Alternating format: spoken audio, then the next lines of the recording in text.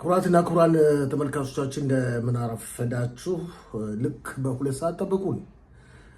እንደተለመደው አበይትና ዋና ዋና ዜናዎቻችን የሚያተኩሩት በመጀመሪያ ጦርነቱ ቀጥሏል። አሁንም እስራኤል መከላከያ ኃይል ትላንት ሌሊትም ዛሬም ጠዋት በ41 የተለያዩ ቦታዎች በሶሪያ ድብደባ ፈጽሟል።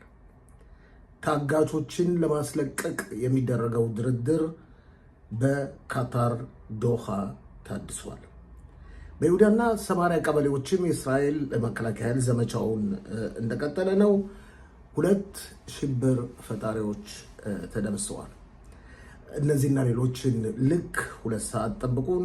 የተለያዩ ውይይቶች፣ የተለያዩ ዘገባዎችም ይኖሩናል። ልብ በሉ። እንደተለመደው በዩቲዩብ ገጻችን ሼር፣ ሰብስክራይብ እና ላይክ ማድረጋችሁን እንዳታቋርጡ። ልክ በ2 ሰዓት እንገናኝ።